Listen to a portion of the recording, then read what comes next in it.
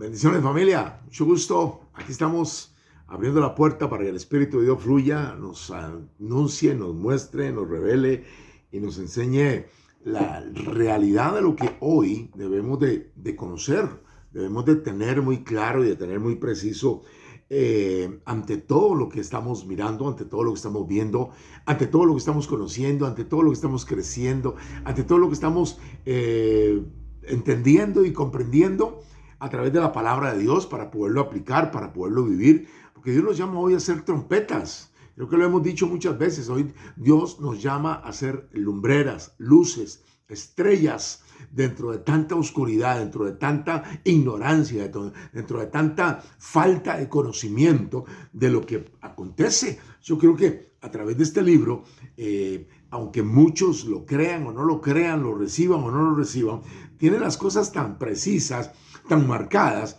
que a mí siempre me llama poderosamente la atención, porque cuando la Escritura me habla a mí, cuando la palabra del Señor me expresa y me dice directamente cosas tan interesantes, como que toda Escritura está inspirada por Dios y es útil para reprender, es útil para ¿qué? Para enseñar, es útil para corregir y educar en una vida de rectitud. Óigame, esto para nosotros es importante, para que el hombre de Dios esté capacitado y completamente preparado para hacer toda clase de bien.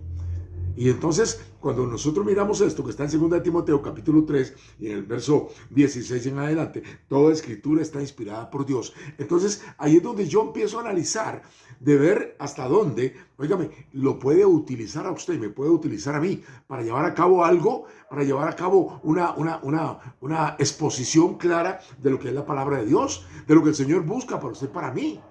Porque Dios está tratando personalmente con nosotros dentro de un ámbito tan claro, tan preciso, de acuerdo a la Escritura, de acuerdo a la inspiración que el Espíritu de Dios le da al ser humano. Nos damos cuenta de que somos tripartitos. Tenemos un espíritu, tenemos un alma y tenemos un cuerpo. Gloria a Dios. Y entonces, cuando nos damos cuenta de esto, nos damos a la tarea de poder abrir la puerta, de mirar cómo hay una palabra muy interesante que se llama pecado. O sea, como falla, como debilidad, como fragilidad. Y que dentro del ámbito, a través de la inspiración de la palabra, nos dice a nosotros que causa en usted y en mí muerte. ¿Cuántos malos recuerdos, cuántas cosas negativas pasan por nuestra mente? Porque recuerden que el primer punto de ataque del enemigo es tu intelecto, para luego pasar del intelecto a la voluntad, de la voluntad al sentimiento, a la emoción, y del sentimiento a la emoción al cuerpo, y después del cuerpo, literalmente acabarlo. Vemos suicidios, vemos crímenes, vemos asesinatos, vemos tantas barbaridades a través de la historia, tremendas, impresionantes, y se han tratado. ¿Hasta dónde nos hemos quedado? Pero tengo aquí la palabra del Señor. Estoy en el capítulo 61 del libro de Isaías, donde dice: el Espíritu del Señor está sobre mí, porque el Señor me ha consagrado. El Señor me ha consagrado. O sea, Él nos llama a nosotros y quiere llenarnos de su ¿qué? De su gracia, de su amor, de su bondad, de su misericordia, de su transparencia y de su proyección para poder rescatar, transformar, cambiar, renovar, restaurar, regenerar al ser humano que está caído, que estamos caídos. Y dice: me ha enviado a dar buenas noticias a los pobres. Me ha enviado a dar ¿qué? Buenas noticias a los que todavía no conocen, a aliviar a los afligidos, a anunciar libertad a los presos, libertad a los que están en la cárcel, anunciar el año favorable del Señor, un día en que nuestro Dios nos vengará de nuestros enemigos. Me ha enviado a consolar a todos los tristes, a dar a los afligidos de Sión una corona en vez de ceniza, perfume de alegría en vez de llanto, cantos de alabanza en vez de desesperación. Los llamarán robles victoriosos, plantados por el Señor para mostrar su gloria.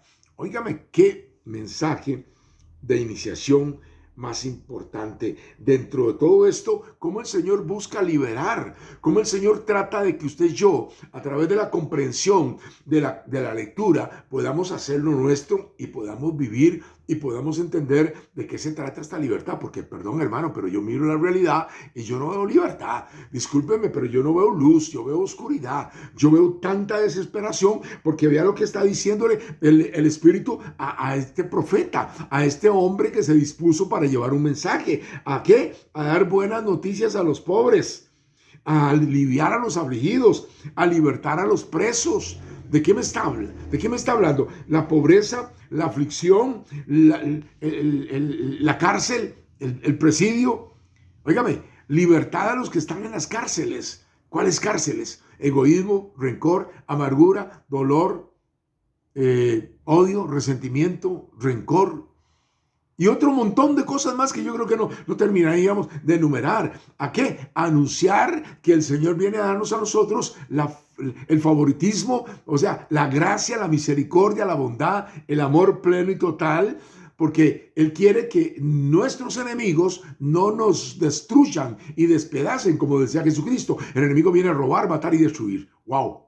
Santo Dios. Bendito sea el Señor. Óigame, pero nos envía a nosotros ¿a qué? A consolar. Óigame hermano, óigame hermana, qué tremendo, a consolar, no a desgraciar, no a maldecir, no a destruir, porque aquí está muchas veces las armas letales que Satanás utiliza, que los demonios utilizan, o que el mal utiliza, o que la oscuridad utiliza. Y entonces, ¿para qué? ¿Para dar qué? Dice, para que podamos los afligidos muchas veces levantarnos en victoria, en alabanza, en adoración, en exaltación. Para eso el Señor nos llama, para que podamos ser robles victoriosos, plantados por el Señor para mostrar su gloria. Pero alabemos al Señor. Démosle gloria al Señor. Este es tiempo para humillarnos ante ti. Para obligar, humillarnos, mostrarnos delante del Señor y darle la gloria a Él. Él es el que merece, porque Él viene a darnos bienestar y victoria. Mirar hacia adelante. Al estar en la presencia de su divinidad y al contemplar la hermosura de tu santidad. Vamos, dígaselo. Mi espíritu se alegra en tu majestad. ¿Sabe qué? Te adoro a ti. Te adoro a ti. Cuando veo la grandeza de su amor y compruebo la pureza de tu corazón. Santo, Mi espíritu se alegra en tu majestad. Te adoro a ti. vamos, dígaselo. Te adoro a ti. Y al estar aquí delante de ti te adoraré. Postrado ante ti, mi corazón te adora, oh Dios. Y siempre quiero estar para adorar y contemplar tu santidad. Te adoro a ti, Señor, te adoro a ti. Santo Dios, gloria al Señor. ¿Sabe qué? Yo me quedo pensando, me quedo analizando cuando decimos esta pequeña fracción de esta alabanza. Y es que me emociona. Me emociona porque me llena, me alimenta, me dice, estás despierto, estás vivo, todavía puedes transmitir, puedes llevar, puedes anunciar, puedes mostrar a través de tus actos lo que el Señor está haciendo en tu vida. Porque muchas veces, hermano, hermana, familia, iglesia, cuántas emociones, cuántas almas heridas, cuántas situaciones en las que usted y yo nos están dañando, nos están maltratando, nos están atando, nos están destruyendo. Cuántos sentimientos marcados, agresiones, violencias, maltratos, injusticias. palabras enviadas negativamente para ti, para mí, para maldecirnos, para destruirnos, para atarnos, para encarcelarnos, para afligirnos, como dice la palabra del Señor. Es que dice el verso 4 del capítulo 61, se reconstruirán las viejas ruinas, se levantarán los edificios destruidos hace mucho y se repararán las ciudades en ruinas. ¿De qué está hablando? ¿Usted cree que a Dios le interesa reconstruir un edificio? No, le interesa reconstruirlo a usted, le interesa reconstruirme a mí, le interesa transformar y cambiar, quitar la ruina, quitar la miseria, quitar la pobreza y empezar a darnos ¿qué? La plenitud, la perfección, la santidad, lo máximo. Aquí es cuando ustedes y yo tenemos que entender la importancia de romper las cadenas, porque tu identidad y mi identidad determina la manera en que nosotros encaramos la vida. Óigame, no juzguemos, no señalemos y no condenemos a nadie.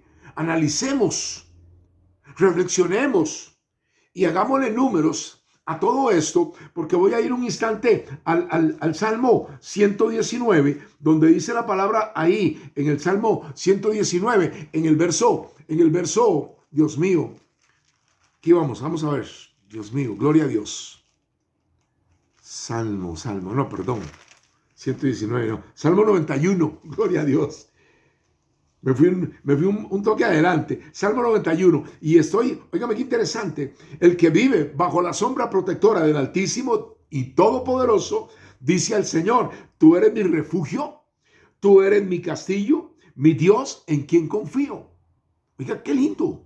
Oiga lo que la palabra de Dios trata de hacernos ver, cómo el Señor es nuestro refugio. Él es el que está tratando de que usted y yo estemos en Él. ¿Para qué? Para saber de que es la sombra que me protege. Él es el Todopoderoso.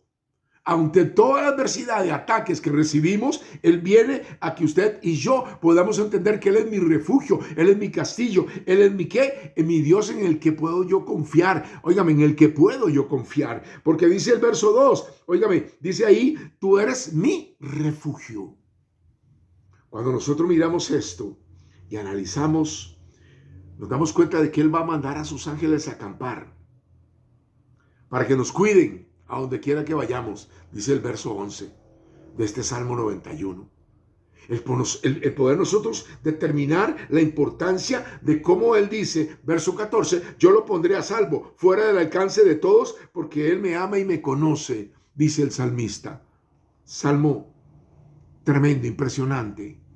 La importancia de todo esto, porque cuando me llame, le contestaré, yo mismo estaré con él, yo lo libraré de la angustia, me dice el Señor, lo haré disfrutar de una larga vida, lo haré gozar de mi salvación. Santo. Óigame, yo me hago la pregunta, ¿qué pasa si nosotros nos movemos creyendo? ¿Qué pasa si nosotros estamos conscientes de que podemos andar en medio de las adversidades, en medio, como dice la palabra, entre leones, entre monstruos y serpientes, entre toda clase de maldad? Pero el Señor está ahí para guardarnos. El Señor está ahí para protegernos. El Señor está ahí para darnos a nosotros, ¿qué? La capacidad de poder entender quiénes somos en Cristo Jesús. Cuando abrimos la puerta de nuestro corazón, cuando le damos la oportunidad para que Él sea verdaderamente quien nos da la fuerza y el poder, como lo dice el Salmo 139. Estoy en el verso 1 y dice, Señor, tú me has examinado y me conoces. Tú me has examinado y me conoces. Gloria a Dios. Tú fuiste quien formó todo mi cuerpo. Tú me formaste en el vientre de mi madre. Santo Dios, óigame. Hay conocimiento de parte de Él hacia ti y hacia mí. Conoce nuestras debilidades, nuestras flaquezas, nuestras fragilidades. Conoce todo nuestro ser. Pero Él está tratando de poder, como lo he compartido con ustedes, de enseñarnos a vivir. Y cuando yo voy a una palabra que está siendo inspirada por Él para darme a mí luz y darme entendimiento, entonces, ¿qué tengo que hacer yo? Pues simple y sencillamente aplicarlo a mi vida personal para poder entender de que Él, dice el verso 24 del Salmo 139, dice, mira si voy por el mal camino, si voy por el camino del mal y guíame por el camino recto. Qué lindo, ¿verdad? Qué lindo la humildad, la sencillez de poder determinar. Porque Él conoce mi corazón, me conoce. Y Él quiere ver hasta dónde, dentro de las cosas que pasan y suceden, quiere ver hasta dónde somos capaces de reconocer. Él conoce nuestros pensamientos también, pero no se mete. Él no va a intervenir en tu vida. Por eso yo le digo a la iglesia y me digo a mí mismo, es que yo necesito dirección, guía, luz, entendimiento. ¿Para qué? Para yo poder entender y aplicar y yo poder empezar a mirar esa gloria de Dios en mi vida, en mi personalidad, en mi ser. Estas son las cosas que muchas veces no entendemos, porque la gran mayoría de gente, perdóneme, pero no somos de palabra. No nos gusta estudiar la palabra. Podemos ver películas, podemos ver series, podemos ver novelas, podemos ver libros, podemos ver revistas, podemos ver de todo, pero nos dicen la palabra de Dios y nos caemos y nos aperezamos y nos volvemos, ay no, es que qué pereza, ay es que qué cansado. Vean cómo trabaja el enemigo. Mire, aquí el intelecto es el primer lugar de ataque, el pensamiento, el primer lugar de ataque que el enemigo busca para que usted y yo dejemos de percibir la realidad de lo que usted y yo necesitamos dentro de este campo. Dejemos de percibir esa realidad que necesitamos comprender dentro de este campo tan importante, tan determinante. Y gloria a Dios por esto. Y voy a ir a Efesios, la carta del apóstol Pablo a los Efesios en el capítulo 1. En el capítulo 1 de Efesios, y voy al verso 7, Efesios 1, 7. Gloria a Dios por esto. Entonces, ¿vamos a qué? A Efesios, capítulo 1 y verso 7. En Cristo, gracias a la sangre que derramó, tenemos la liberación y el perdón de los pecados. Una promesa. Una bendición para usted, una bendición para mí. Usted es quien toma decisiones. Yo soy el que decido. Dios no me impone, solamente me dice, me habla, me expresa y yo tomo la decisión. Y entonces dice, tenemos la liberación y el perdón de los pecados, pues Dios ha hecho desbordar sobre nosotros la riqueza de su generosidad, dándonos toda sabiduría y entendimiento. Óigame, la riqueza de su generosidad, dándonos ¿qué? La sabiduría y entendimiento. ¿Qué es lo que el ser humano necesita hoy si no es sabiduría y entendimiento? Te lo vuelvo a repetir, tu identidad, cuando rompemos las cadenas, mi identidad es la que determina la manera de encarar yo la vida, de poder entender. Y entonces la escritura viene a darme a mí esta realidad de versión. Vuelvo otra vez. Dice, pues Dios ha hecho desbordar sobre nosotros la riqueza de su generosidad, dándonos toda sabiduría y entendimiento. Y nos ha hecho, dice, y nos ha hecho conocer el designio secreto de su voluntad. Él en su bondad se había propuesto realizar en Cristo este designio. Él lo propuso, Él lo determinó. E hizo que se cumpliera el término que había señalado. Y este designio consiste en que Dios ha querido unir bajo el mando de Cristo todas las cosas, tanto en el cielo como en la tierra. Cuando nos damos cuenta de las heridas que muchas veces cargamos en el corazón, y ahí es donde necesitamos el poder del perdón, porque el perdón viene a sanar, viene a limpiar, viene a restaurar, viene a transformar. Primeramente, tal vez la persona afectada, porque el perdón me limpia, me quita a mí ese tipo de presión, sobre todo ese mover a nuestro alrededor, porque usted sabe cómo es este mundo. Muchos, una cantidad tremenda de gente marcada, maltratada, agredida, violentada por circunstancias, situaciones que después en otro momento lo podemos mencionar. Porque las heridas, si no se sanan, ¿qué pasa? ¿Qué pasa cuando las heridas no se van sanando? Van a traer dureza, van a traer amargura, van a traer dolor, van a traer distanciamiento. ¿Cuántas familias se distanciaron, se separaron? ¿Cuántos matrimonios se divorciaron? ¿Cuántos hijos se largaron? Dios mío, óigame qué tremendo. Es que las emociones generan en nosotros, ¿qué generan las emociones en nosotros? Energía, positiva o negativa. Así es sencillo. Positivo o negativo. Ahí es donde ustedes y yo nos tenemos que hacer un alto en el camino para pensar, reflexionar, analizar, porque voy un instante al Evangelio de San Mateo, en el capítulo 6, y voy al verso 14, 6, 14 de San Mateo. Dice la palabra del Señor, dice en el verso 14, gloria a Dios por esto, dice la Escritura, porque si ustedes perdonan a otros el mal que les han hecho, su Padre que está en el cielo los perdonará también a ustedes. Pero si no perdonan a otros, tampoco su Padre les perdonará a ustedes sus pecados. O sea, es que es recíproco. Cuando usted perdona, Dios está mirando tu corazón. ¿Cómo podemos nosotros pedir perdón si no perdonamos? Porque desgraciadamente hay mucha gente que quiere eso. No quiere perdonar, pero sí quiere que lo perdonen. Sobre todo hoy que estamos viendo tanta maldad. Hoy que estamos viendo tanta injusticia. Hoy que estamos viendo tanta pudrición. ¿Qué pasa con una piedra? Decía por ahí un canto que el único que tropieza con la misma piedra es el hombre, ni los animales. El distraído tropieza con ella. David mató a Goliat. Miguel Ángel sacó las más bellas esculturas.